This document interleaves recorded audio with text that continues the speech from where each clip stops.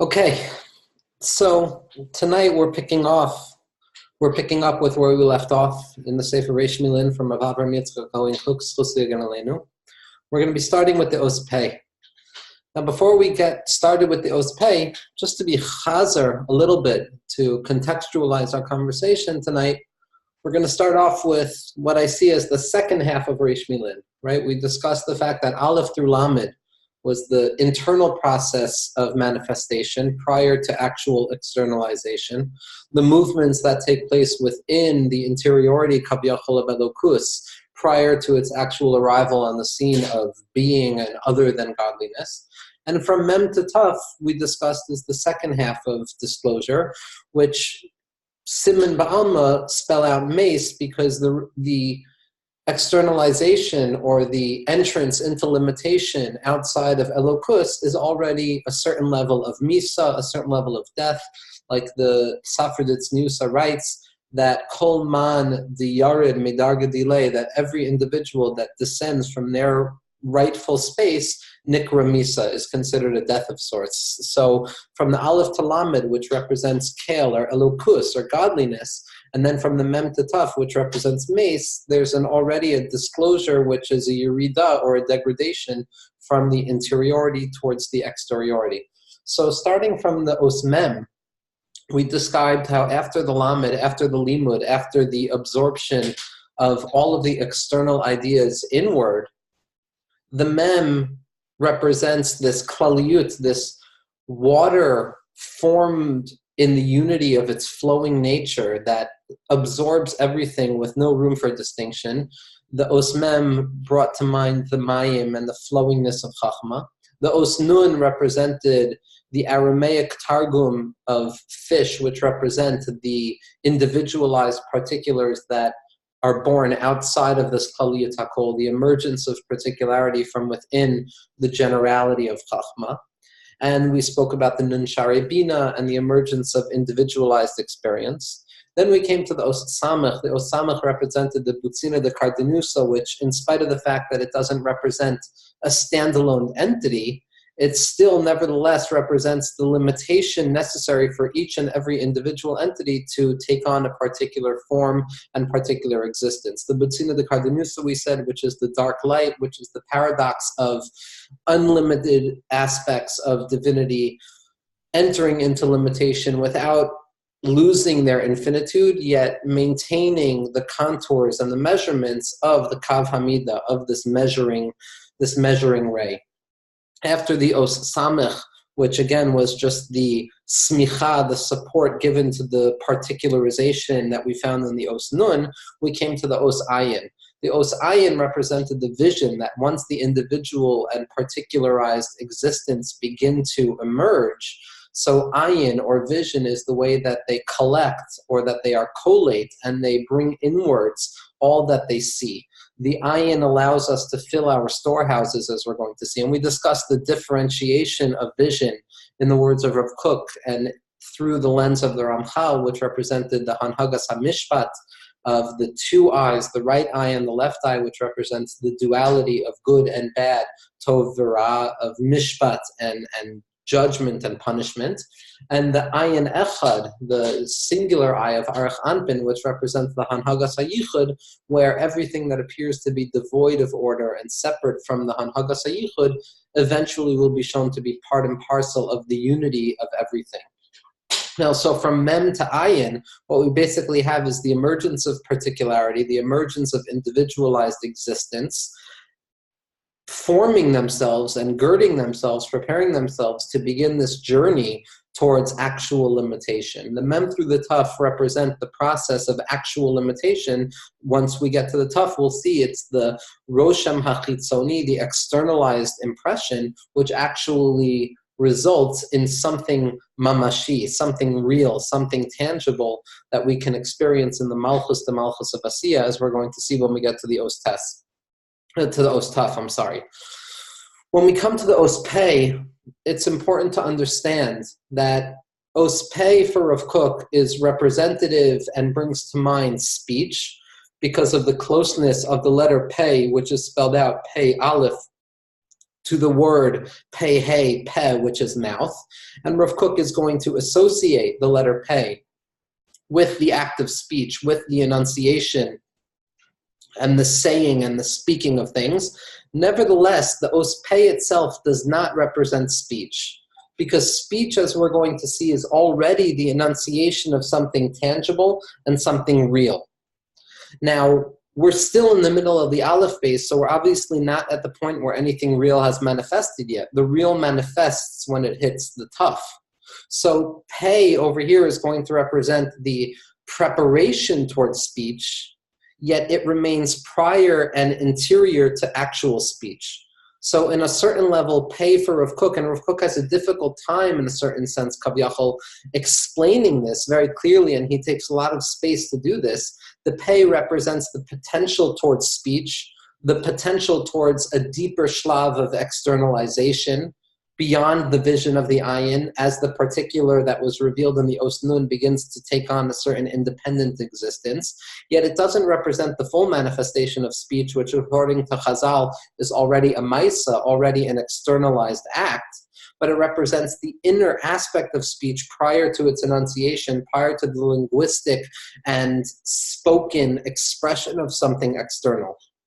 Now, for Rav Kook, the os pei is going to represent this interior speech, this self-talk, if you will, within the individual themselves. It is not speech that is conveyed to something outside itself, which takes place by the os taf, but it is speech that takes place minei ubei, within the individual themselves, within the aspect that we're speaking about itself, so that the movement of speech that we're going to be describing in the words of Rav Kook is not the expression of something externally, but it is the expression within interiority itself, the movement towards the outside, yet still caught up within the inside. So to speak, in the Lashon, in the words of the Arizal, this would be what the Arizal describes as the chitzonius de pnimius, the exteriority of the interior, meaning that it is the preparation and the movement towards externalization, yet it is still caught up in the level of the interiority. And this is going to become clearer when we see in the words of Rav Kook. But one idea before the hakdamot, before the introductions, that I wanted to bring out in order to understand this level of speech, which is not quite speech, the mouth which speaks but does not say anything, and on a certain level it is the sound of silence itself, because on the one hand it is sounds and it is utterances of the spirit within itself, yet on the other hand it remains silent because it is not a full expression externally. So it is the sound, it is the song, it is the speaking of silence itself, the spoken aspect of silence. Again, the chitzonius, which is the external expression which would represent language, of the pnimius, which is silence, which is when the individual is stuck within themselves. So we're talking here by the os pei about the sound of silence itself, the spoken revelation of nothing, the silent exposure of the silent exposure of speech in its potential. Now, famously, Rav Simcha Bunim of Pshischa, the Rebbe of the Kotzker Rebbe, and the Rosh HaShalshelis of really Hasidus Poland, in a very real way. Now, the Pshischa explains something unique about the Chodesh of Cheshvan. And we're standing right now on the Erev of Rosh Chodesh Cheshvan. Already in New York, it's Rosh Chodesh Cheshvan. Now, Rosh Chodesh Cheshvan is a difficult month because Cheshvan on a certain level is Mar Cheshvan. It is the bitterness of Cheshvan. And the reason given to that by the Meforshim is because after the months of Tishrei, after the Yarach HaEsanim, after this month filled with Yantif and filled with potential and Kedusha, we come upon this silent month of Cheshvan, which is devoid of any specific Yamim Tovim. And Rav Simcha Bunim of Pshischa has a remarkable take and an inversion of this negation of Yantif and Cheshvan, where he elevates Cheshvan to a lofty status, which will turn from the Mar Cheshvan, from the bitterness of Cheshvan, to the Ram Cheshvan, to the elevation of the transcendent nature of Cheshvan itself.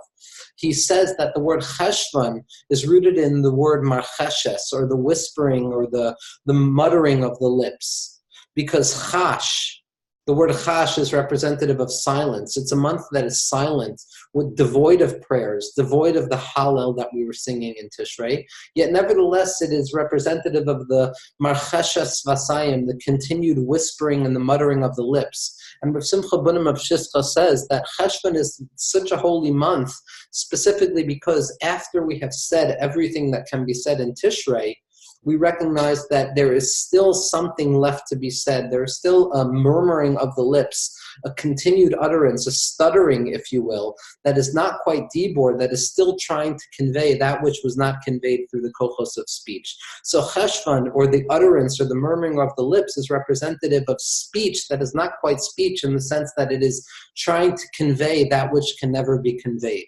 So on Rosh Chodesh Cheshvan, it's kedai, as we'll see in the words of Rav Kook, to talk about the level of speech that is prior to speech, the potential of speech, the potential to say everything that can be said, in combination with the realization that in spite of saying everything, we remain but murmuring with our lips, stuck in the fact that we can never enunciate and say exactly what it is that we want to say. Now, with that hakdama, I'm going to give one other hakdama to the Ospei of Rav Kook, and that's going to be taken from the Maharal. We're going to see that dibor, or speech, is always associated with gvura. Like we say in Ashrei, ugvurascha yameru, and your strength shall be uttered, and your strength shall be spoken. And Rabbi Nachman in Torah Nun Vav and Torah Reish Ayin Vav explains that all dibor, and the Arizal explains this by Arichos as well, all dibor is rooted in gvura. Because to enunciate something, to say something, already demands a certain internal limitation within the individual. Because prior to speech, the thought of the individual is limitless. The thought can contain everything. It can contain all aspects and all opinions and all potential ideas that a person wants to think. Yet once a person begins enunciating and speaking and saying a particular word, then language is already a condensation and a contraction of the idea, which remained in an infinite space, be'erech dibor, in relation to dibor. Dibor is an act of tzimtzum. Dibor is an act of contracting and constricting the limitless idea into an identifiable and expressible linguistic choice. That language is always a specific choice to say one thing and not some other thing. That language is always a limitation. I might want to say two things at once, shamor v'zachor b'dibor echad, yet because of my limited status as a human being who is incapable of expressing two things at once, be'ofen nifla, in an impossible way, I am stuck choosing one word over the other. So anytime that I speak, I am always already limiting the thought that remained beyond speech. So thought is already a limitation. Thought is already an added level of expression. Because again, Rav Kook over here is describing a shlav nosef, an additional level of expression externally. And speech is going to be considered an external expression, an external manifestation, because obviously when I'm speaking to somebody, it's for the sake of being understood by something other than myself. The same way we say that HaKadosh Baruch Hu Kavyachol spoke the world into creation, Baruch Sha'amar V'haya Ha'olam, or Ba'asam Maros Nivra Ha'olam, that speech itself already demands that there is a listener, which means that there is something other than the speaker. Self-talk or speaking and pontificating into nothingness is not considered actual speech that can be heard. In order for speech to be heard and to remain meaningful, there must be an other who is capable of receiving that speech and integrating it into themselves. So speech demands otherness in order to actually be considered speech. But here, as we're going to see by Rav Kook, we're still talking about the potential towards speech. We're not quite talking about the actual manifestation of gevura or speech, but we're talking about the inner movement or the inner preparatory stage of speech that is devoid of the actual external manifestation. The second hakdama, beyond the fact that dibor always necessitates a certain limitation, in the sense that my thoughts swell up within me and it takes a certain act of gevura and limitation in order to choose one word to say, we're also going to see how there are two shlavim, two levels of speech. On the one hand, There is the externalization of speech, where I say something and it can be heard by people outside of me, where it's enunciated through my voice and through the 5 motza'os hapeh that the Sefer Yetzirah talks about, the 5 areas in the mouth that create speech, which are again associated with the chamisha gevurot, the 5 potencies that come into the world, because potency and gevura, again, is always going to be associated with speech. But prior to that, and interior to that, is an internal speech, or what the Zohar and the Mekubalim before the Arizal would refer to as kol. That there is a kol and there is a dibor.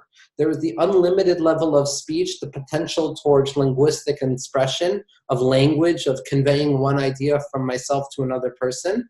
And then there is the actual manifestation of that kol, of that voice, into particular words, into the chituch hadvarim, into the breaking up of vowelization of specific words that demands a real act of gevura and limitation.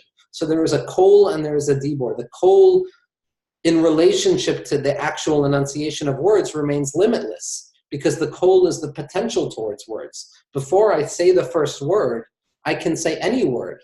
The possibilities remain limitless. Only when I actually enunciate a word and choose the word that I'm going to say have I already made a decision, which is always associated with gevura. Now, so for Rav Kook, we're going to see that the os pei is the preparation towards speech. It is the kol. It is the interior movement, the movement of the self towards expression externally, yet remaining caught up within itself, within the internal limit of what can be expressed internally. And then eventually by the os taf, we're going to see how this internal limit, this expression of the self within itself, as it remains caught up within the self-identity of the self, we're going to see how by the os taf, finally we can have an actual enunciation and a spoken word which represents the full culmination of the aleph base. Now, one source that explains this in a remarkable way, and I'm not claiming that Rav Kook was drawing from the Maharal, although it's obvious, according to most Meforshei Rav Kook, that Rav Kook was deeply united with the Maharal. He saw that the Maharal was the father, Kavyachol, of Hasidus and Lithuanian Kabbalistic interpretation as appropriated by the Vilna Gaon and his students, that the Maharal on a certain level remained the grandfather of both Zramim, of both pathways of religious thought that found their way through the historical manifestation of Hasidus and Misnagdim. So the Maharal always did remain an important source for Rav Kook, especially in his earlier writings of Einaya and the Pinkas HaKatan that came out recently. Nevertheless, we're going to see in the Maharal a real introduction which will help us understand the os pei of Rav Kook. Now, this is a Maharal in Gevurot Hashem, which is a sefer on Yetziat Mitzrayim and Galus Mitzrayim, and this is found in his Nesiv HaShtika as well, but this is in Gevurot Hashem Parak Chav Ches of Parak Koach. And he asks the following question. The Maharal asks, how is it possible that by Moshe Rabbeinu, who represents the apex of human potential, the perfected individual, the Isha Elokim Kavyachol, how is it possible that we find the Kvedus Peh, a disability of speech, a stuttering by Moshe Rabbeinu, like we find by the 3rd beggar of Rabbi Nachman's final tale of the Sheva Batlarim, of the 7 beggars? How is it possible that this full individual, this fully manifested and self-actualized prophet of HaKadosh Baruch Hu, the Rabban Shel Kol Bnei Yisrael, how could it be that he is deficient in the area of speech, of Kvedus HaPeh? And the Maharal answers something remarkable. He says that vis-a-vis all the other senses, which remain on a certain level spiritual because they are independent of physical action, hearing and seeing do not need any externalization in order to properly engage themselves. Dibor, he says, which demands a tnuah of the lips, a certain movement of the lips, which represents an instantiation of limitation, because in order to move, there also has to be setting of limit. So Dibor, he says, is a davar chomri v'gashmi. That Dibor for the Maharal represents this limited aspect, something that is karov lechumriut, something that is close to physicality and matter, according to the Maharal. So the reason, according to the Maharal, that Moshe Rabbeinu was kvedus hapeh and was incapable of speaking without stuttering was because Dibor was something physical klape Moshe Rabbeinu. But the Maharal asks an important question based on his own internal writings, where we find elsewhere that Dibor is the closest thing to Elokus, that Dibor is the closest sense, and it is what endows human beings with their spiritual capacity. Like we see by Onkelos that the Ruach Hashem, that the Ruach Chaim that was given into Adam Arishon was Ruach Memala, was the Koach of speech, which we spoke about by Os Aleph, that Targum itself, that the ability to speak and convey the original thought which remains enclosed within the self is already that which defines the human being. So the Maharal says, the reason that I gave for Moshe Rabbeinu not being able to speak is because speech is physicalized and it is more appropriate to matter and limitation, and therefore Moshe Rabbeinu was not able to speak. Yet on the other hand, speech is this spiritual property within individuals which represents that which makes humans separate from animals. So how do we align these two contradictory notions regarding speech? On the one hand, it is physical, yet on the other hand, it is the crowning jewel of human experience. And the Maharal says very beautifully in Gvuras Hashem Parak Chav Ches that there are two levels of speech. Like Rav Kook is going to be saying explicitly, there is the physicalization of words through the Chamisha Mitzvos HaPeh, the Chamisha Gvuros that are necessary to enunciate words and to speak words out. And there's also the potential towards speech, which is a davar sichli, according to the Maharal, which is this internal act of translating and allowing the unlimited thought to enter into limitation so that it can be conveyed to other individuals. And he says that Moshe Rabbeinu contained, obviously, the spiritual capacity, the internal level of speech prior to enunciation, which is what allows for the unlimited thoughts to be conveyed by limitation and gulim and gvurot and the chamisha motzos hapeh. Yet what he was deficient in was the physical nature of speech, which was the enunciation of words in actuality. So when Rav Kook says that the pei represents the initial stage of speech as it remains caught up within the individual, their self-talk, which is not expressed externally, it aligns very beautifully with that first level of speech that the Maharal is talking about, that Moshe Rabbeinu was proficient in. Moshe Rabbeinu had the ability to translate kol into dibur, of the unlimited potential into limitation for the sake of the emergence of protiyut. Yet what Moshe Rabbeinu was deficient in was the actual enunciation of words, which Rav Kook is not going to be talking about in the Ospei. So with those two hakdamos, on the one hand, that dibur and speech is always an act of gevura, because every word that I say is always already a choice not to say any other word. And that bechira and that choice is representative of a chituch, of a cutting away of all of the other options so that I choose one specific word. In addition to the simple fact that there are two levels of speech, there is the preparatory stage of speech, which remains caught up internally within the individual, not heard, inaudible, a silence of speech, so to speak, the chash of cheshbon, the murmuring of the lips prior to the enunciation of the words, in addition to the final enunciation of the words, which Chazal already see as a maisa, which the Maharal says was too physical for Moshe Rabbeinu. With those two hakdamos, we're going to look at the words of Rav Kook and try and understand how the Os Pei allows us to continue the manifestation of limitation from the Os Ayin, from the Os of vision, leading us towards the Tuf, which is going to represent the full manifestation of being for the sake of disclosing God's capacity, kaviyachol, of limitation, as we spoke about so often. Rav Kook says as follows. He says, mitmale haruach male otzro, the ruach, the spirit, the ruach memala that we said, the ruach chayim, the capacity towards speech is filled. The storehouse of the soul is filled. It is saturated.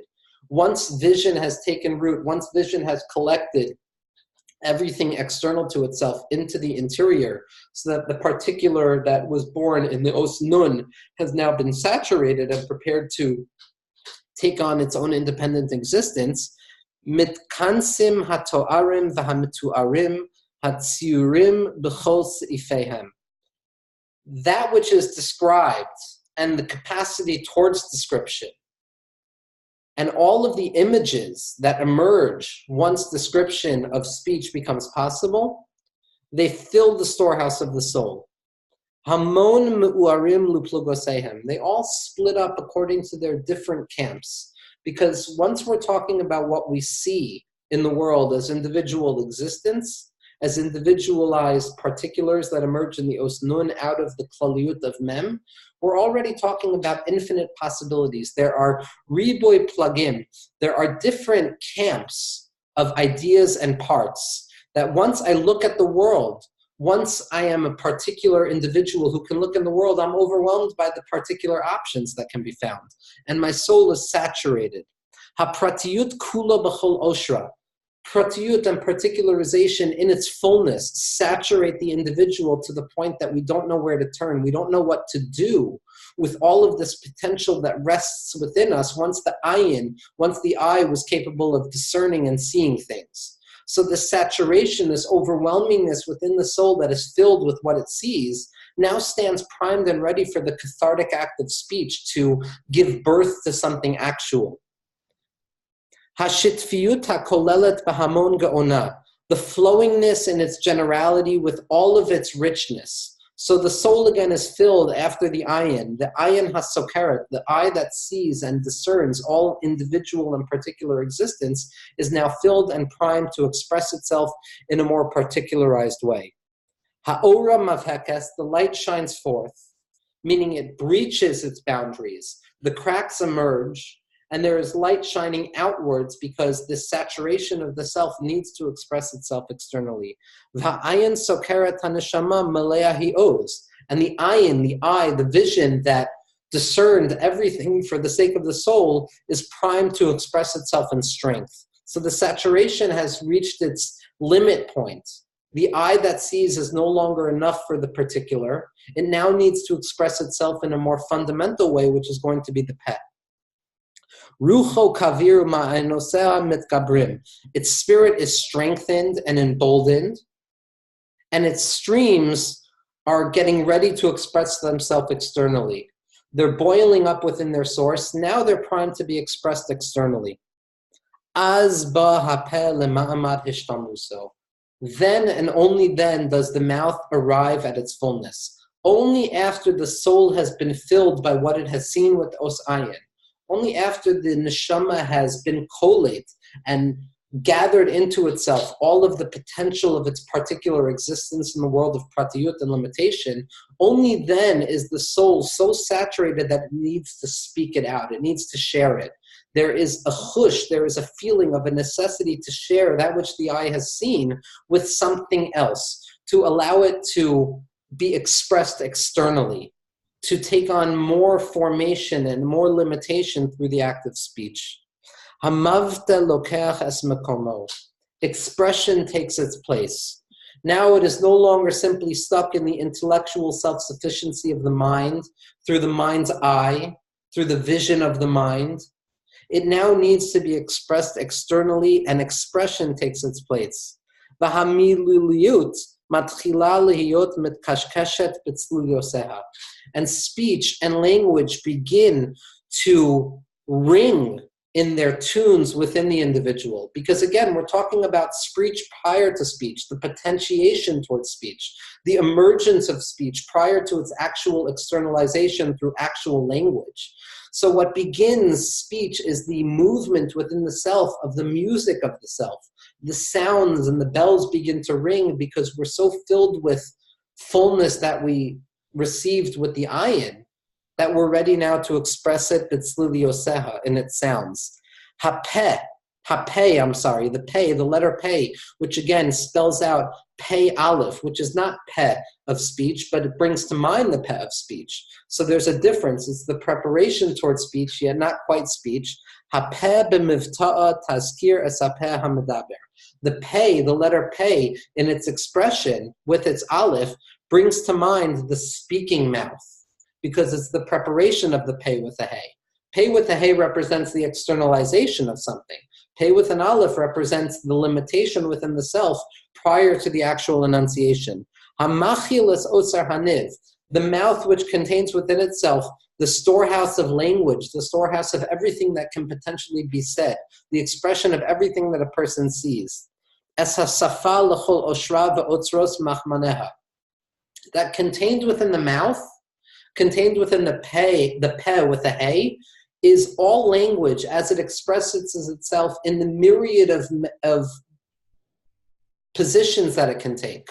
We're going to see in this week's Parsha, the Dor Haflaga, that language in its breakage, that the Tower of Babel, the Tower of Babel, represents all of the different directions that speech can take. This represents the movement away from unity, the entryway into individualized languages, the Shivin Lashonos, as we'll see later on, and as is expressed very beautifully in Likutei Moharan Torah Yud Tes. We're going to see that language in all of its particularization and all of its individualization is representative of concealment and expansion and randomness. But here we're talking about the peh with an aleph, which is the source of all of that prior to its enunciation, prior to its differentiation. Shehem mitadrim, mitgabrim, umitpaglim b'hamon rabba. Language will eventually express itself in all different types of camps. La'otzrot u'lumim, to different lands and to different nationalities. Le'olamim u'lemahadru sehen. That language here for Rav Kook is not simply this political nature of language, but it is rather the spiritual and ontological sense that each word spoken by each individual creates a world. And the more that can be spoken means that the more worlds are created, which means the more myriad and multiplicity of experience. So therefore, Rav Kook is identifying here the fact that speech in its fullness, the peh with a hey and not the peh with an aleph, is representative of the emergence of multiplicity. Yet here we're talking about the root of that emergence of multiplicity as it exists in its aleph form prior to actual manifestation. Gvurat ha-mispar shel hayud atzurahu betoch koach ha-kibul ha-ruchani shel ha-beis v'koach ha-mifal ha-ma'asi shel ha-kaf shenatnu shnehem mehusim al yesod ha-roshi shel tmunat ha-peit. Here Rav Kook is explaining the image of the pei according to the Beis Yosef. Now the image of the pei is that the main body of the pei is going to be comprised of a chaf and a beis, which is not by happenstance because Chaf Beis, again, is the Chaf Beis Osios, which contain the entirety of speech. And as we described in the introduction to the Reish Millin Shirim, in the name of the Rishonim, as Michael Fishman brought down in his Svarim, in his books, that Chaf Beis Yachol, that Chav Yachol, that sort to speak, that the initial emergence of our ability to speak about godliness and Kedusha is only through the Chaf Beis Osios. So the external body of the Pei is going to be a composition of the Chaf and the Beis. And here's where Rav Kook demands of us a certain memory of what the Chaf and the Beis represented. That the Chaf represented the preparation towards action, the kapayim, the kaf hamishkol, the weighing before an actual act, as well as the potential of the hands before they actually emerge in particularization of action, along with the Beis, which is the Beis Kibul, which represented the Chalal HaPanui, the vacant space that allows the Aleph to take root. So the Chaf and the Beis represent the receptacle of action and the potential towards action, along with, says Rav Kook, the Yud that remains interior to the Os Pei.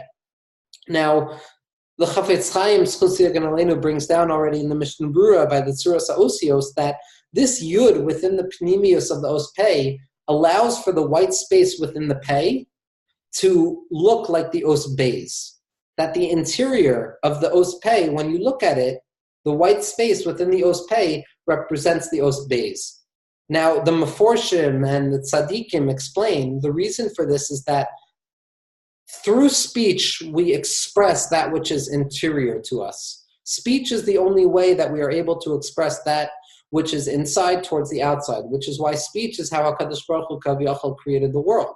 So when you look at the Os Pei, the interior space is an Os Beis, which represents bit, which means something is interior here. That the interior is externalized and expressed once the Os Pei takes shape. That speech is already the preparation towards externalization. So Rav Kook here is describing that the Pei is formed by the Beis and the Chaf on the one hand, the receptacle towards the potentiation of action, because again, we're still in the middle of the Aleph Beis. That's very important to remember. This is not actual speech for Rav Kook. Actual speech, actual manifestation only takes place way after the Taf, at the end of the Aleph Beis. So here in the middle of the Aleph Beis, what we're talking about here is just the Shlav Nosaf, an additional level of limitation and constriction that allows for reality to express itself fully. This is the spiritualization of speech. which is a limitation, which is still a non-limitation. And when you look at Rav Kook's writings later on in the back and the recesses of the Sefer Reish Millin, when he talks about the Pei Sofit and the Havara of the Pei, he says explicitly speaking, and it's remarkable because he doesn't use this language elsewhere, that the limitation of the Pei is the Koach HaGvul, Bilti Gvul, like we spoke about by the Aleph. It is the potential towards limitation in its unlimited sense, because speech in its purity is the potential to say everything, yet no need to enunciate anything specific. It's the marcheshes, it's the murmuring of the lips, which we said in the name of Simcha Bunim, is the nature of the month of Cheshvan, which is the speech that precedes and follows speech. Once everything has been said, there still remains this unexpressible and non-expressed and enunciated idea of limitation. Rav Kook continues, Gvuras hamispar shel hayud, the potential of enumeration and quantity in its fullness, like we saw by the Osiyot, exists internally to the Pei. Atzura hi betoch koach hakibul haruchani shel habeis. It's contained within the spiritual receptacle of the Beis. In addition to the koach hamifal hama'asi, the actual movement towards action shel hachaf, that both the Chaf and the Beis have given of themselves to the main image of the Pei. And through the tools of thinking and the creation of actualization in the Os Chaf, Motzi hara'ayon hamispari as kochosav hamruvavim, that through the Chaf and the Beis, through the Chav Yachol, through the Chaf Beis Osios that make up the body of the Pei, we are now capable of expressing all of the saturation that the eye and the Einayim have brought into the soul and brought into the self. We are now capable of expressing them externally through a further shlav of hishtalshlut, through a further shlav of godliness kavyachol, emerging into limitation for the sake of limitation, realizing that it's simply part of godliness itself. Motzi hara'ayon hamispari es kochosav hamruvavim. The Os Yud emerges in the Os Peh, the potential towards enunciation and enumerization and multiplicity that the Os Yud represents in its purified form, the Nekuda HaKolelas HaSakol, the infinitesimal point that contains infinitude within it, that is expressed in the Peh. The mouth now has the ability of expressing limitation in a very individualized and particularized form. The Habinanyim Mishtachlalim, and the creations improve themselves. Now, here is a fundamental point for us to remember. Rav Kook, from the Os Aleph and onwards, is talking about a degradation.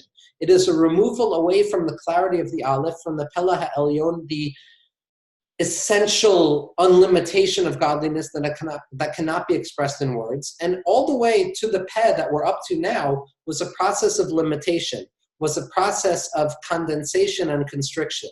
And a person can think that this is a removal away from the sublime holiness of Yichud, of the Aleph, and that which precedes the Aleph. But Rav Kook here is reminding us that the entire purpose of the unfolding of the Aleph base and the unfolding of language, which represents multiplicity in its purity, all of this is for the sake of Habinyanim Mishtachlalim. The creation is improving itself. This is a klal gadol on yesod nafutz bekitver of Kook, that all limitation is for the sake of perfection.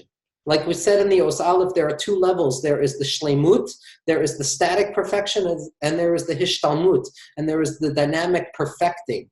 That is the purpose of the emergence of unity into multiplicity, for the sake of deepening the level of unity once we see that even multiplicity and even separation and even linguistic differentiation and the enumeration of difference in words and the acts of gevura that allow for speech to take place, all of that is simply for the sake of deepening and strengthening and amplifying the kedushas hayichud, of the tosefes hakishut, of the adornment of perfection, which Rav Itchemeyer Morgenstern speaks about so often, that the entire purpose of creation is for the sake of improving the infinite kavyachol, to show that the infinite kavyachol can even manifest within limitation, and speech and the mouth and the pei is a very fundamental station along that process because it represents a further emergence into particularity, which taken nakedly in and of itself seems to be an act of gevura, but Rav Kook is showing us and reminding us that it is an act of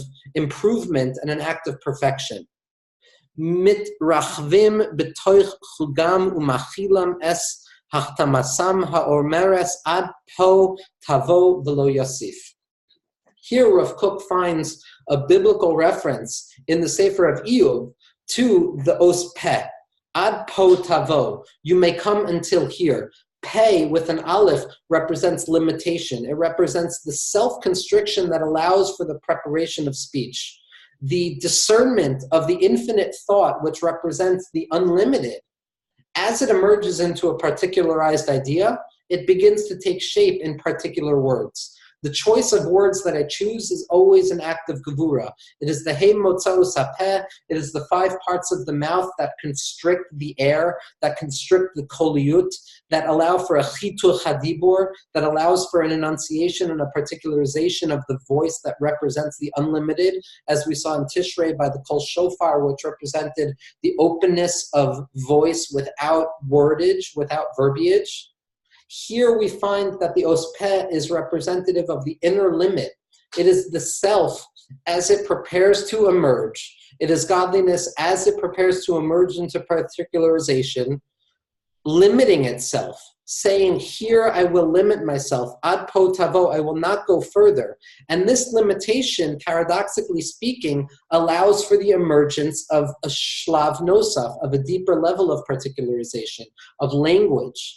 That once I say I am setting a limit, that limitation serves as an act of strength, as a hiskabrus ha'atzmius, like the Rebbe Rashab says in Hemshech Samech Vav and in the Ma'amarim of Tafresh Nun Tet, that gevura and limitation is an act of self-affirmation. It is a furthering of the self. It's self-overcoming. That gevura is representative of hiskabrus ha'atzmius, an intensification of the self, that by setting an internal limit, I allow myself to reveal myself.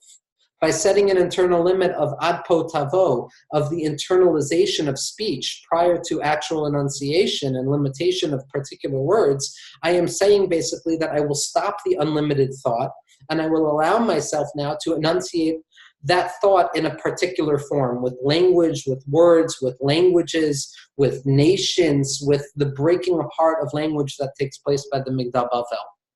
We're going to see that after the os peh, particularization begins to take on a real shape.